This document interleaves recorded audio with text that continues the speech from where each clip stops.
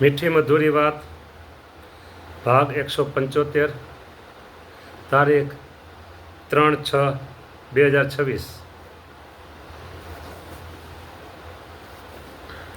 વચનામું ચાલે છે મધ્યનું 64 પુરુષોત્તમ ભટ્ટ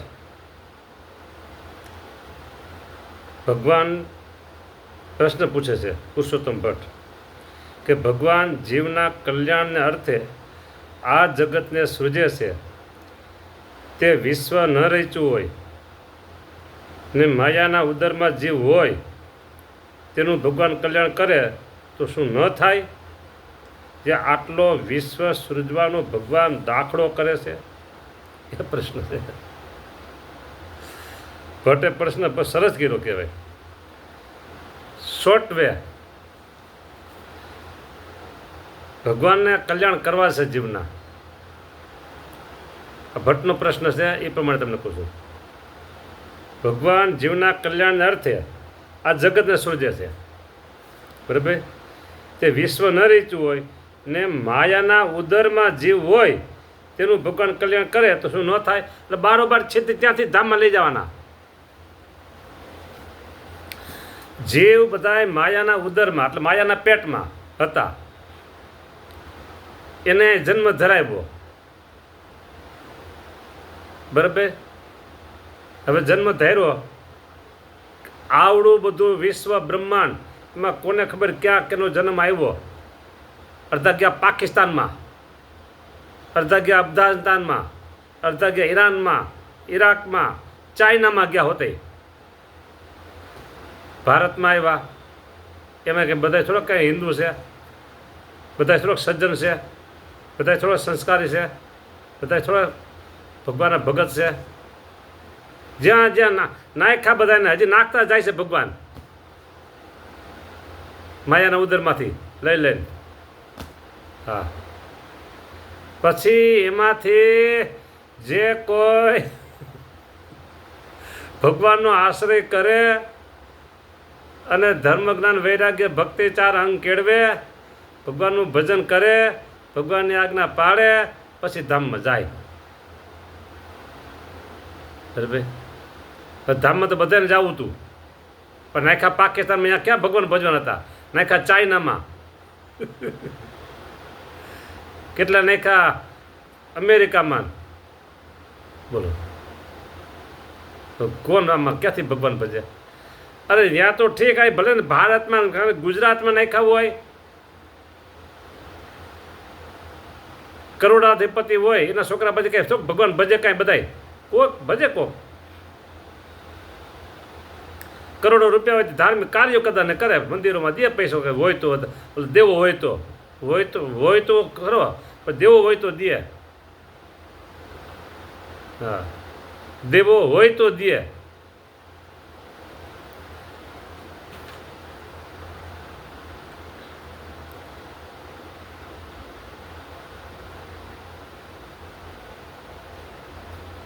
એક ભાઈ કે તમારે બળદ વેચવો છે કે હા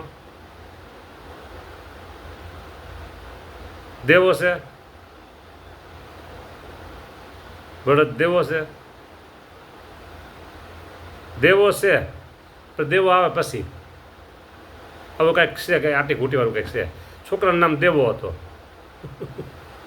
એ દેવો આવે પછી કે વેચવો છે પણ દેવો નથી. હા, વેચવો છે પણ દેવો નથી. દેવો એટલે દેવો નામનો દીકરો એ નથી અત્યારે કે હાજર. વેચવો તો છે બળદ પણ દેવો નથી, એટલે વેચવો છે પણ દેવો નથી, બે અર્થ થાય. એટલે કહેવાનું એમ કે બરાબર કરોડાપતિ હોય કે બધા છો ભગવાન ભજે કે નામ ધર્મા તો દેવો હોય, દાન ધર્મા તો દે, દેવો હોય તો કે એ ન દે. બોલો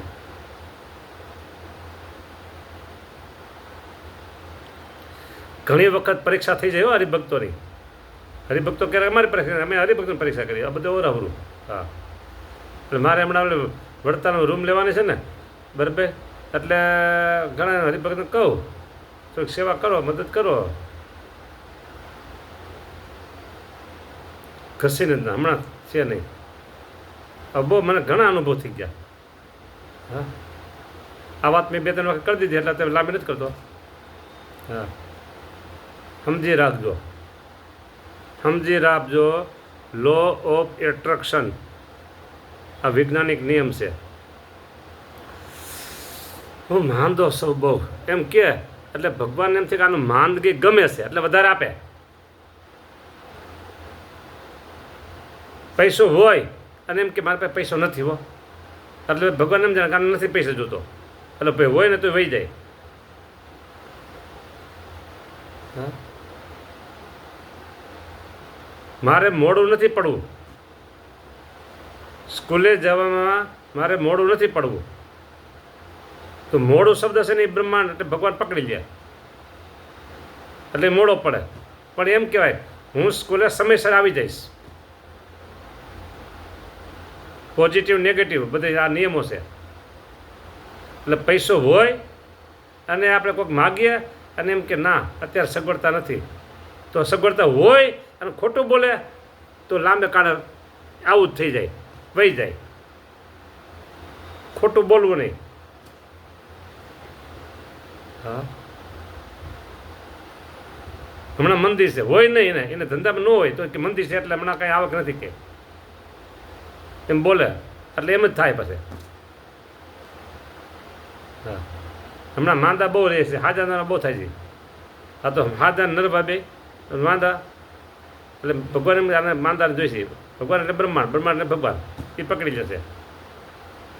સમાન વસ્તુ સમાનને ખેંચે છે એટલે કોઈ દી આવું ન બોલાય.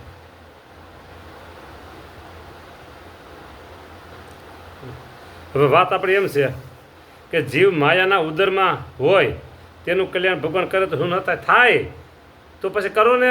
આ બધા નાખ્યા વેર જેન આ તેને આ લોકમાં કેટલી અનેક પ્રકારની ઉપાધિઓ એમાંથી બંધાઈ જાય જીવ. બધા ટોટલી જીવ બંધાઈ ગયા છે જો ને આ લોકમાં મોહ માયા મમતામાં નીકળે 1000-2-3.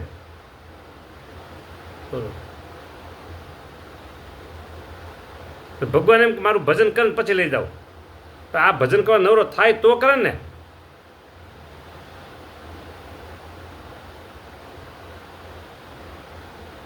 મહારાજ કે ભગવાન શ્રી કૃષ્ણ પુરુષોત્તમ છે, એ તો રાધાધિરાજ છે. સમજો, રાધાધિરાજ છે, અખંડ મૂર્તિ છે. પોતાનું અક્ષરધામ રૂપી જે તખત તેને વિશે સદા વિરાજમાન છે અને તે અક્ષરધામને વિશે આશ્રિત અનંત કોટી બ્રહ્માંડ રહ્યા છે. અક્ષરધામને આશ્રિત ફરતા અનંત કોટી બ્રહ્માંડ રહ્યા છે. તે જેમ કોઈક મોટો ચક્રવર્તી રાજા હોય ને તેને અસંખ્ય ગામડા હોય, તેમાંથી 1-2 ગામ ઉજ્જડ થયા હોય અથવા વૈસા હોય, પણ તે તો રાજાની ગણતીમાં પણ ન હોય.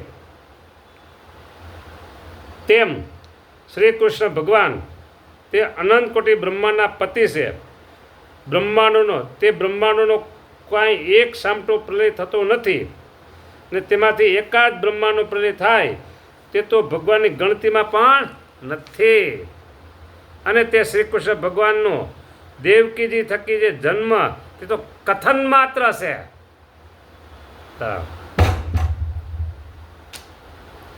અને એ શ્રી કૃષ્ણ તો સદા અજન્મા છે. જો અજન્મા છે. અને તે શ્રી કૃષ્ણ ભગવાનનું જે અક્ષરધામ છે તે વ્યતિરેકપણે તો પ્રકૃતિ પુરુષ થકી પર છે અને અન્વયપણે કરીને તો સર્વે ઠેકાણે છે. જેમ આકાશ છે તે અન્વયપણે કરીને તો સર્વત્ર છે અને વ્યતિરેકપણે તો 4 ભૂત થકી પર છે, તેમજ શ્રી કૃષ્ણ ભગવાનનું અક્ષરધામ છે અને તે ધામને વિશે ભગવાન અખંડ વિરાજમાન છે.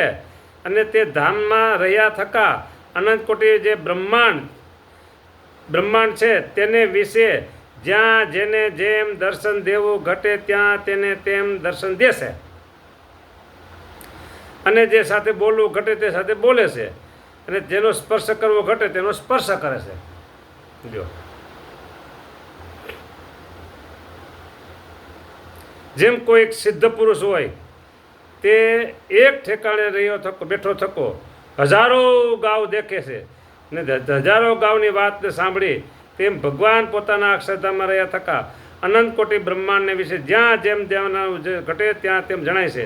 અને પોતે તો સદા પોતાના અક્ષરધામમાં જ છે અને એક ઠેકાણે રહ્યા થકા જે અનંત ઠેકાણે જણાય છે તે તો પોતાની યોગ કળા છે.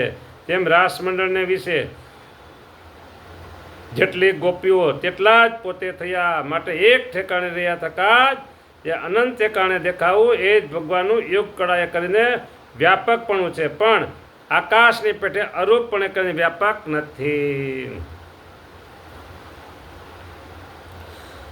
અને જે ભગવાનની યોગ માયાએ કરીને 50 કરોડ યોજન જે પૃથ્વીનું મંડળ છે તે પ્રલયકાળને વિશે પરમાણુ રૂપ થઈ જાય છે અને તે પૃથ્વી પાસે સૃષ્ટિકાળને વિશે પરમાણુમાંથી 50 કરોડ યોજન થાય છે. અને ચોમાસું આવે ત્યારે ગાજવીજ ને મેઘની ઘટા થઈ આવે છે. એ આદિ સર્વે આશ્ચર્ય તે ભગવાનની યોગ માયાએ કરીને છે. એવા જે શ્રી કૃષ્ણ ભગવાન તે મુમુક્ષુને સર્વ પ્રકારે ભજન કરવા યોગ્ય છે. શા માટે જે બીજા અવતારને વિશે તો 1 કે 2 કળાનો અપ્રકાશ હોય છે અને શ્રી કૃષ્ણ ભગવાનને વિશે તો સર્વે કળાઓ છે. માટે એ શ્રી કૃષ્ણ ભગવાન તો રસિક પણ છે, ત્યાગી પણ છે, જ્ઞાની પણ છે, રાજાધિરાજ પણ છે, ને કાયર પણ છે, સુરીર પણ છે, અતિશય કૃપાળુ છે અને યોગ કળાનું વિશે પ્રવીણ છે, અતિશય બળિયા પણ છે, અતિશય છળિયા પણ છે. માટે સર્વે કળાએ સંપન્ન તો એક શ્રી કૃષ્ણ ભગવાન છે. અને તે શ્રી કૃષ્ણ ભગવાનનું જે અક્ષરધામ તેને આશ્રિત અનંત કોટી બ્રહ્માંડ તે પણ સદાય રહે છે. તેમાંથી જે બ્રહ્માંડની 100 વર્ષની આવરદા પૂરી થાય તે બ્રહ્માંડનો નાશ થાય, તેણે કહીને કાંઈ સર્વે બ્રહ્માંડનો નાશ થતો નથી. માટે પ્રલયકાળમાં સારું કલ્યાણ કરવું જોઈએ. સર્વે બ્રહ્માંડ વસે જ છે, તો એવી રીતે પ્રશ્નનું સમાધાન છે. એવી રીતે શ્રીજી મહારાજ પરોક્ષપણે પોતાના પુરુષોત્તમપણાની વાર્તા શ્રીજી મહારાજે કરી, તેને સાંભળીને સર્વે હરિભક્ત એમ જાણતા વાજે એ જ જે શ્રી કૃષ્ણ પુરુષોત્તમ તે જ આ ભક્તિ ધર્મના પુત્ર શ્રીજી મહારાજ છે. વચનામૃતમ 64મું થયું. સજાન સાંઈ મહારાજની જય લ્યો.